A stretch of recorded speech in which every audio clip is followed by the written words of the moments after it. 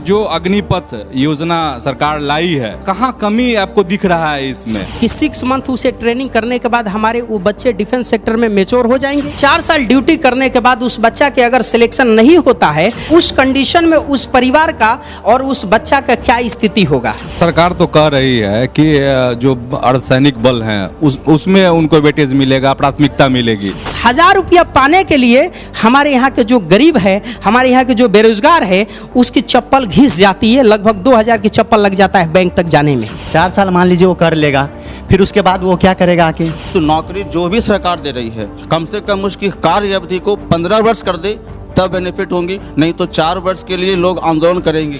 नमस्कार, आप देख रहे हैं न्यूज हाट, मैं हूं चंदन झा। अग्निपथ अग्निपथ अग्निपथ, मतलब हमारे जो दर्शक हैं यह समझ गए होंगे कि आज हम किस मुद्दे पर बात करने वाले हैं। आज हमारा जो मुद्दा है वो अग्निपथ है, और अग्निपथ पे बिहार में बवाल हो रहा है। बक्सर, आरा, मुजफ्फरपुर और बेगूसराय, तमाम जगहों से ऐसी खबरें आई हैं कि अग्निपथ जो स्कीम केंद्र सरकार के द्वारा लाई गई है उसका विरोध हो रहा है। क्यों विरोध हो रहा है, क्या कमी है, इन सारे पक्षों को हम जानने की, समझने की कोशिश करेंगे। तो हमारे साथ तेजस एकेडमी के डायरेक्टर हैं रूपेश कुमार। न्यूज हाट में आपका स्वागत है। नमस्कार सर, जय हिंद। रूपेश जी, जो अग्निपथ योजना सरकार लाई है, वो कहाँ कमी आपको दिख रहा है इसमें?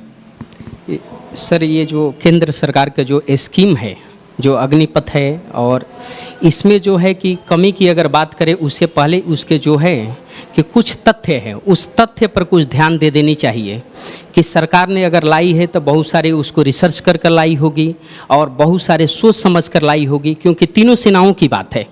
हम अगर उसमें बात करते हैं, कोई स्कीम गलत नहीं होता है, कोई स्कीम उसको बड़ी धरातल पर रिसर्च करके लाया जाता है। अब इसमें हम लोगों को देखना क्या चाहिए कि हमारे देश के लिए जो ये स्कीम है, क्या ये सूटेबल है या सही है कि नहीं, कि सरकारें जो अन्य देशों को जैसे विकसित देश है उसको देखकर और उसी प्रकार की जो योजनाएं तो हम लोगों के ऊपर थाप तो नहीं रही है। इसको लेकर अगर जो हम बात करें तो सरकार ने जो अग्निपथ में एक एलिजिबिलिटी रखी है कि 17.5 साल से लेकर आपके 21 साल के बच्चों को, चाहे वो एयरफोर्स हो, आर्मी हो या नेवी हो, तीनों सेनाओं में, चाहे वो मैट्रिक पास हो बच्चे, चाहे 12 पास हो, वो बच्चे फॉर्म क्या कर सकते हैं, अप्लाई कर सकते हैं। दूसरी चीज़ क्या है कि वो बच्चे निरंतर 4 साल क्या करेंगे कि निरंतर 4 साल ड्यूटी करने के बाद केंद्र सरकार उसमें से देखेगी। तो 4 साल में 6 महीने ट्रेनिंग का समय होगा। सर, पहले ऐसा होता था कि सेना में कि कोई भी अगर डिफेंस सेक्टर में सिलेक्शन होता था, चाहे नॉन कमीशन की अगर बात करें, चाहे एयरफोर्स हो, नेवी हो और आर्मी हो, उसके लिए जो कम से कम 9 महीने की ट्रेनिंग होती थी। एक तो सरकार ने क्या कर दी कि ट्रेनिंग की जो क्षमता है उसको कम कर दी, कि इसमें उसने क्या कर दी कि 6 मंथ्स की ट्रेनिंग कर दी। मगर उसके पहले ये भी देखना चाहिए कि हमारी भारत की जो शिक्षा व्यवस्था है, एजुकेशन जो पॉलिसी है या एजुकेशन जो सिस्टम है, वो एजुकेशन सिस्टम में से क्या उस प्रकार से बच्चे तैयार हो जाते हैं कि 6 मंथ उसे ट्रेनिंग करने के बाद हमारे वो बच्चे डिफेंस सेक्टर में मैच्योर हो जाएंगे। इसको भी देखनी चाहिए। अगर हम बात करें शिक्षा व्यवस्था की भारत की, तो भारत की शिक्षा व्यवस्था अगर देखें तो उस प्रकार से फिट नहीं है। बच्चे आज भी देखेंगे कि भारत के जो 65% जो आपके जो परिवार हैं वो कृषक परिवार है, और क्या है कि गरीबी रेखा में क्या कर रहे हैं कि जीवन यापन कर रहे हैं। अगर उसके अकॉर्डिंग देखते हैं तो हमारी जो शिक्षा व्यवस्था है या एजुकेशन जो भी एजुकेशन पॉलिसी है या जो भी एजुकेशन से रिलेटेड इंस्टीट्यूशन है, उस एजुकेशन इंस्टीट्यूट का उस प्रकार से जो है कि आधुनिकीकरण नहीं हो पाया है जैसे अमेरिका, ब्रिटेन और फ्रांस जैसे, जापान या जर्मनी या रूस में हुआ है। कि हमारा देश जो विकसित होता तो हम इस पॉलिसी पर काम कर सकते थे। अभी बच्चों के मन में असंतुष्ट ऐसे हैं कि अगर मान लीजिए ऐसे परिवारों के पास असंतुष्टि है कि बच्चा हमारा मर मर कर तैयारी करता है, बहुत मेहनत करता है, शरीर से बड़ी खून को पसीना में तब्दील कर देता है, और करने के बाद वो करता क्या है कि अगर बच्चा ट्रेनिंग 6 मंथ के करने के बाद 4 साल ड्यूटी करेगा, और 4 साल ड्यूटी करने के बाद उस बच्चा के अगर सिलेक्शन नहीं होता है 25% में, उस कंडीशन में उस परिवार का और उस बच्चा का क्या स्थिति होगा। अगर हम बात करते हैं सरकार के, जहां तक तथ्य है कि वो बच्चा जाकर प्राइवेट सेक्टर में काम कर सकता है। अब अगर बात करें हम बिहार की, तो पूरी बिहार में कोई ऐसी कंपनी प्राइवेट सेक्टर के आपको नहीं मिलेगा कि जहां पर पर डे 1000 व्यक्ति कोई काम कर रहा है। तो वो बच्चा वहां से वापस आने के बाद वो कैसे किसी कंपनी में जाएगा काम करने? लेकिन सर सरकार तो कह रही है कि जो अर्धसैनिक बल हैं उसमें उनको वेटेज मिलेगा, प्राथमिकता मिलेगी। अर्धसैनिक बल की जो अगर वैकेंसी की हम बात करें तो अर्धसैनिक बल की अगर वैकेंसी भी तो निरंतर नहीं आ रही है। पिछले 2018 में आया, 18 के बाद से आप देख रहे हैं 21 में आया। तो ये 3 साल में क्या होगा? जब तक बच्चा एलिजिबल होगा, अगर मान लीजिए कि 17 साल 17.5 साल पर एलिजिबल हो रहा है, 17 साल पे अगर 3 साल उस बच्चा की उम्र निकल जा रहा है, वैकेंसी टाइम से नहीं आ रही है, तो आज जब टाइम से वैकेंसी नहीं आएगी, अगर मान लीजिए कि उसकी 20 साल पर ज्वाइनिंग ही हो रहा है, अगर 20 साल पर ज्वाइनिंग होने के बाद 1 साल ड्यूटी करेगा, फिर उसके बाद से 25% में अगर वो बच्चा सिलेक्शन नहीं होता है तो फिर उसे तो घर ही आना पड़ेगा। तब उस कंडीशन में क्या होगा? तो सरकार को कोई ऐसे, लेकिन यह भी तो बात कही गई है इस योजना में कि एक मुश्त राशि भी मिलेगी उसको, बड़ी राशि। सर क्या राशि मिलता है? एक सिंपल सी बात अगर जो मैं करूं कि अगर भारत की अगर आपके पार्लियामेंट्री सिस्टम की बात करें या संसद की या विधानसभा के सदस्यों की अगर बात करें या प्रधान की बात करें, तो एक प्रधान अगर जो चुन कर जाता है तो 5 साल ड्यूटी करता है। 5 साल ड्यूटी करने के बाद उसके पास पेंशन है, उसे जीवन प्रयत्न क्या करता है कि पेंशन मिलता है। एक विधायक एक बार चुन कर आता है तो उसको पेंशन मिलता है, फिर दोबारा वो चुन कर आता है तो उसे डबल पेंशन मिलता है। अगर 7 बार कोई अगर विधायक चुन कर आता है तो 7 बार उसकी पेंशन मिलती है। आप एक सेना के जवान को जो अपनी जान को जोखिम में डालकर जाकर छत्तीसगढ़ के जंगलों में, जाकर बिहार के नक्सलवादी क्षेत्रों में, जाकर जम्मू कश्मीर में जो आतंकवादी संगठनों से जो लड़ता है, अगर उसकी सुरक्षा की ये गारंटी नहीं है कि वो बच्चा आज अगर ज्वाइनिंग किया कल वो बचेगा कि नहीं बचेगा। आज उसको आप कह रहे हैं कि उसकी 4 साल ड्यूटी होने के बाद आपको 11 लाख रुपया मिलेगा, लगभग 12 लाख रुपया मिलेगा। उस 12 लाख से उस बच्चा के क्या होगा? उसको जब रियल आप उसके घर पे जाते हैं तो ऐसे बच्चे हमको मिलते हैं जिसकी 1 कट्ठा जगह नहीं है, उसके पास 1 धुर जगह नहीं है, वो दूसरे के ज़मीन में बस कर दूसरे के ज़मीन में घर बनाकर रहता है, और उस घर पे जिसके ज़मीन में बसा है उसके यहाँ जाकर उसके माँ बाप काम करते हैं। उस बच्चा को लेकर ये करियर कैसे सुरक्षित रहेगा? आप बताइए ना उसको लेकर। तो इस बात को भी तो विशेष करके ध्यान देना होगा कि अगर हमारा कृषि प्रधान देश नहीं होता, हमारे यहाँ इतनी गरीबी है, इतनी बेरोजगारी है, इतनी है कि आज अगर सुबह कोई कमाता है तो शाम के लिए सोचता है कि शाम के लिए हम कहाँ से खाएंगे, कहाँ से काम कर कर लाएंगे। और पिछली 2 साल की अगर स्थिति हम देखें कोविड काल के दौरान का, कि पिछले 2 साल में तो ऐसी स्थिति आ गई है कि आप ग्रामीण क्षेत्रों में जाएंगे या जहाँ तक हम लोगों की बात है, हम लोग बच्चों से जुड़े रहते हैं, ऐसे ऐसे बच्चे आते हैं कि उसको 4000 बच्चा पेमेंट नहीं दे सकता, 2000 बच्चों को पेमेंट नहीं दे सकता पढ़ने के लिए। गार्जियन बहुत मेहनत करते हैं, कहते हैं कि सर हम रोज़ काम करेंगे तब बच्चा को चुका पाएंगे, पेमेंट पढ़ा पाएंगे। अब पढ़ा के मैं क्या करूँगा जब वैकेंसी 5 साल पर आएगी, जब तक उम्र उसकी समापन हो जाती है, उस कंडीशन में हम क्या करेंगे? तो सरकार को अभी इस पॉलिसी को लाने की जरूरत नहीं थी।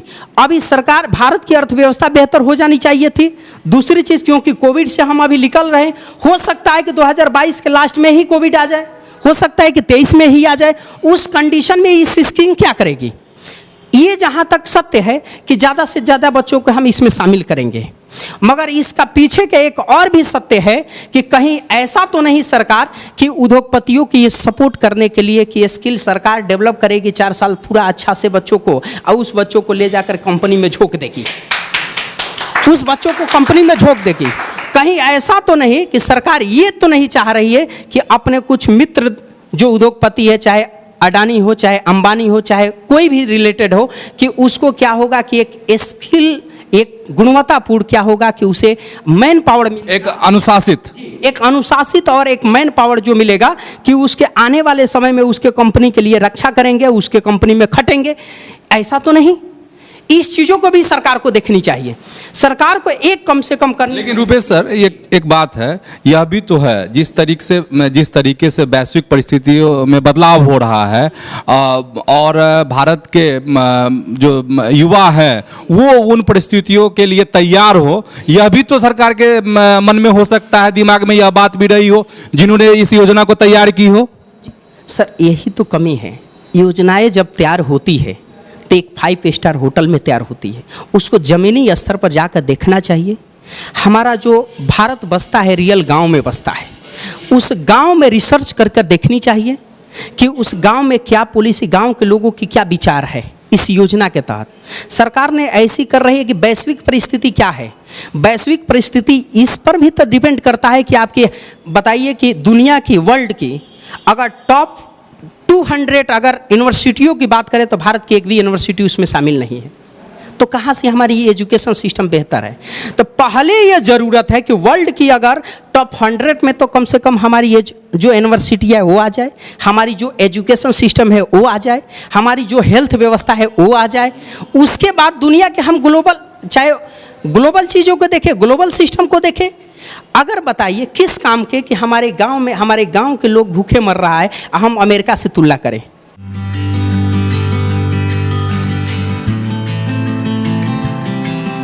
अमेरिका के बेरोजगारी भत्ता इतनी मिलती है कि अगर चाहेगा वहाँ के लोग तो जाकर भारत, नेपाल या अगर पाकिस्तान या बांग्लादेश में जाकर क्या कर सकता है कि जीवन प्रयत्न कुछ नहीं कर सकता है, अपना जीवन भर गुजारा कर सकता है। और हमारे यहाँ बेरोजगारी भत्ता कितना मिलता है? 500 रुपये। आपको कितना मिलेगा? 1000 रुपया। उस 1000 रुपया से क्या होगा? उस 1000 रुपया पाने के लिए हमारे यहाँ के जो गरीब है, हमारे यहाँ के जो बेरोजगार है, उसकी चप्पल घिस जाती है, लगभग 2000 की चप्पल लग जाता है बैंक तक जाने में। उसको भी तो सोचनी चाहिए। हम नहीं कहते हैं कि ऐसी पॉलिसी आनी चाहिए, मगर ऐसी पॉलिसी कब आनी चाहिए?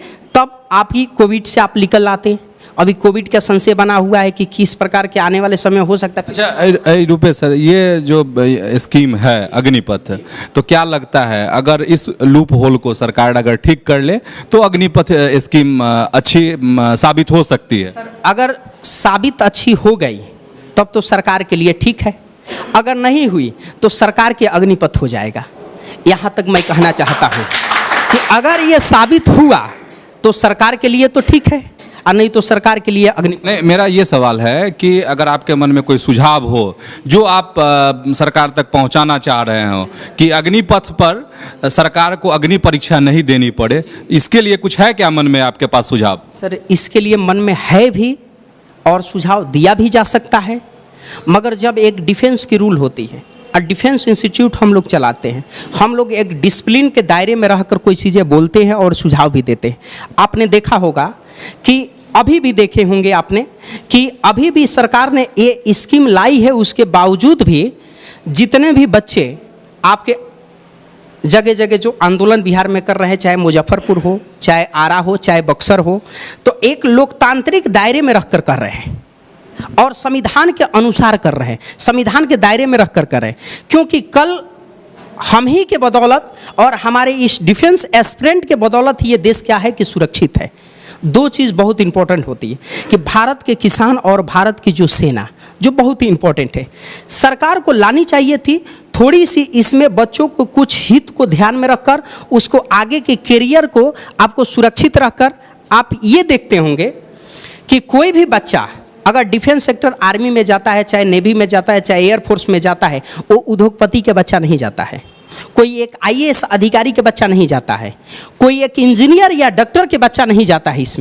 इसमें बच्चा वही जाता है या तो गरीबी रेखा में है, या तो भारत के जो कृषि परिवार का बच्चा है, कृषक परिवार के है, वही जाता है, या गांव में रहता है वही जाता है। इस लालच पर अपने और इस अपने हुनर के साथ, इस जज्बे के साथ जाता है कि चलो मैं अपने देश के लिए अपने प्राण तो निछावर तो कर रहा हूँ, मगर अपने जो पीछे जो 5 फैमिली है, उस 5 फैमिली को मैं जीवन को गारंटी देकर जा रहा हूँ। अगर उस गारंटी को भी सरकार अगर बरकरार रखती कि चलो ठीक है, 4 साल ड्यूटी करने के बाद आपको कुछ परसेंटेज क्या होगा कि आपकी जो पेंशन मिलेगा, ना सही 50,000 पेंशन, ना सही 30,000 पेंशन, 15,000 भी पेंशन होता, 20,000 भी पेंशन होता, कि जिस परिवार को एक कट्ठा अगर जगह नहीं है, जिसके माता पिता बूढ़े हो गए हैं, उस बूढ़े माँ बाप के लिए कम से कम उस सहारा बन सकता था। उसको एक कट्ठा जगह नहीं है, अगर 4 साल बाद वापस आने के बाद उसकी हो सकती है कि कहीं कंपनी प्राइवेट सेक्टर में उसकी ड्यूटी नहीं लगा, उसकी नौकरी नहीं हुआ, तो उस पेंशन से अपने जीवन को क्या कर सकता है कि संवार सकता है। एक और आपने घटना देखा होगा कि एक बच्चा ने जिस ग्राउंड में डेली आर्मी के लिए प्रैक्टिस करता है, उसी ग्राउंड में वो क्या करता है कि फांसी लगा लेता है उस बच्चा, और ये भी कहता है कि ठीक है, हे भगवान मुझे माफ़ करना कि इस बार तो मैंने देश को सेवा नहीं किया, मगर अगले जन्म में मैं फिर से देश को लिए क्या करूँगा कि सेवा दूंगा और देश के लिए सेवा करूँगा। अब ऐसी मजबूरी क्यों आ रही है? हमको ये नहीं चाहिए कि हमको 50,000 वैकेंसी आप दे रहे हैं, 5 साल पर दीजिए, 10 साल पर दीजिए। आप अगर डेली जैसे 6 मंथ पर देना है 6 मंथ पर ही दीजिए। अगर आपको 500 देना है, 1,000 देना है, 2,000 देना है, और भी सेक्टर जो है उसमें बेहतर कर सकते थे रोजगार बढ़ाने को। जैसे कृषि प्रधान देश है, जो भारत के सबसे 65% जो है कि रोजगार कृषि से मिलती है। आज कृषि छोड़ के गांव के व्यक्ति क्या करता है, आके शहर में बेरोजगार में झुग्गी झोपड़ी में रहता है, आके फुटपाथ पर रहता है, दिन को कमाता है, फिर रात को आके फुटपाथ पर सोता है।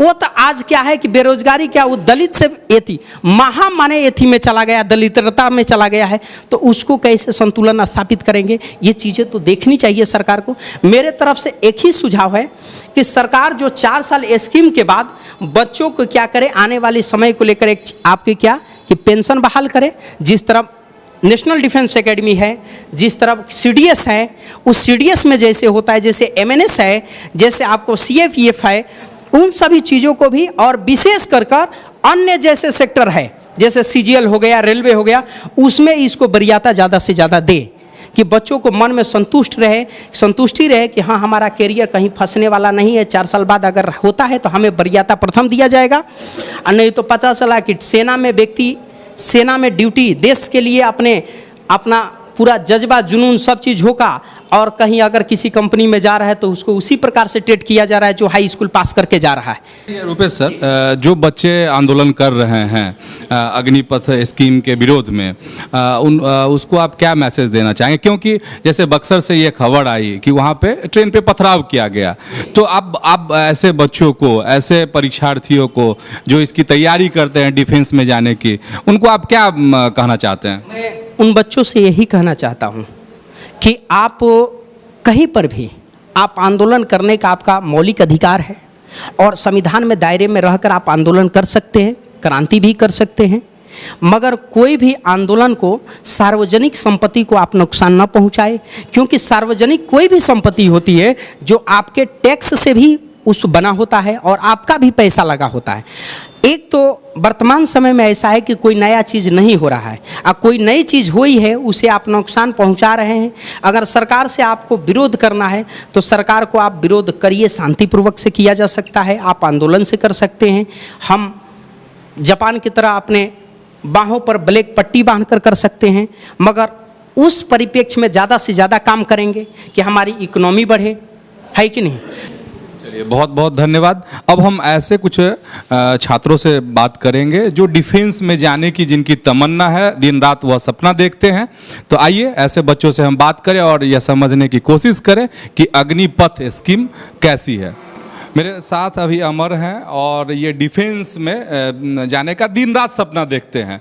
तो अब इनकी प्रतिक्रिया जानने की कोशिश करते हैं कि ये जो अग्निपथ स्कीम है वो कैसी है, युवाओं के हित में है या नहीं है। अमर, क्या लगता है आपको कि ये जो स्कीम आई है सरकार लेकर के, वो युवाओं के हित में है? ये तो सर युवाओं पे डिपेंड करता है कि कैसा वो चाहते हैं, क्या आगे करना चाहते हैं। जैसा कि मतलब कि ये निकाला गया स्कीम इस पे लेके 4 ईयर रिक्रूटमेंट के लिए, तो मेरे हिसाब से लगता है कि आप 4 ईयर रिक्रूटमेंट ये अग्निवीर नाम दे रहे हो अग्निपथ से स्कीम से, तो आप उसी को लो ना, सोल्जर को उसी को बनाओ जो आप पहले से डिफेंस में वर्क कर रहे हैं। वो तो और हमसे अच्छा कर पाएंगे, क्योंकि 6 महीना के इधर जो ट्रेनिंग में कितना लोग मतलब कर सकते हैं, ट्रेंड कितना हो सकते हैं, वेल ट्रेंड तो हो नहीं सकते। इसलिए मेरे हिसाब से लगता है कि अग्निवीर का नाम जो अग्निवीर है वो आप उसी को लायक बनाओ जो उस लायक पहले से बन रहे हैं, कोशिश कर रहे हैं, पहले से एग्ज़ाम देकर उसमें जाकर मेहनत कर रहे हैं, सपना देख रहे हैं अपने देश के सेवा के लिए। आप उसी से अग्निवीर उठाओ। यहाँ पे स्टूडेंट का मतलब कि कहना है कि 4 साल में फिर वापस तुमको घर भेज दिया जाएगा। उसके बाद वो क्या करें, एक नॉर्मल सा डिप्लोमा डिग्री देने का अलाउ किया गया है, ऊपर से कुछ मतलब कि सैलरी वगैरह देने का। तो उससे स्टूडेंट का मन है जो कि मतलब कि बदल रहा है, कि लोग सोच रहे हैं कि नहीं ये मतलब सही नहीं है अग्निवीर अग्निपथ स्कीम। मतलब ये जो योजना है वो युवाओं के करियर के लिहाज से अच्छी नहीं है। सर मैं ये सरकार से कहना चाहता हूँ ये योजना है, ये सही है, एक तरह से माना जाए तो ये सही है, लेकिन उतना भी हद तक सही नहीं है। 4 साल मान लीजिए वो कर लेगा, फिर उसके बाद वो क्या करेगा आके? यही है सर, सरकार से अनुरोध करते हैं कि वो जल्दी वैकेंसी दे। ये तो एक तो 2 साल से मतलब नीरज, आप ये कह रहे हैं कि योजना ठीक है, लेकिन ये जो इसका कार्यकाल है, जो कार्य अवधि है 4 वर्ष, वो उस पर आपत्ति है। जी सर, उसको बढ़ाना चाहिए, या उसके जगह पे, या जब वो रिटायर होकर आएगा 4 साल के बाद, तो उसके बदले में कुछ और होना चाहिए उसको। हमारे साथ विक्रम जी हैं और डिफेंस में सैकड़ों बच्चों को इन्होंने डिफेंस में जाने में मदद की है, पढ़ाते हैं। अब इनसे भी कुछ हम जानने की यह कोशिश करते हैं कि आखिर यह जो स्कीम आई है अग्निपथ, उसमें आखिर सरकार से कमियां कहाँ रह गई? जी सर, यस सर, मैं सिर्फ ये सरकार से कहूँगा कि जो सरकार ने 4 वर्ष के लिए जो इन्होंने निकाला है कि बस 4 वर्ष आपको नौकरी करनी है, उसके बाद 75% बच्चे अपने घर की ओर जाएंगे, 25% उसमें सिलेक्शन होंगे, वो भी जो अच्छे करेंगे वो। आप सरकार से मेरी सिर्फ ये सवाल है कि जो 75% जो बच्चे घर आएंगे वो क्या करेंगे? बच्चे आंदोलन करेंगे ही करेंगे। 4 साल की जो नौकरी है, 4 साल में आज के डेट में कोई जो उस 4 वर्ष के नौकरी से कोई अपने गार्जियन अपने बेटे को विवाह भी नहीं करेगा। और यहाँ तक रह गई बात नौकरी की, तो नौकरी जो भी सरकार दे रही है, कम से कम उसकी कार्य अवधि को 15 वर्ष कर दे, तब बेनिफिट होंगी, नहीं तो 4 वर्ष के लिए लोग आंदोलन करेंगे।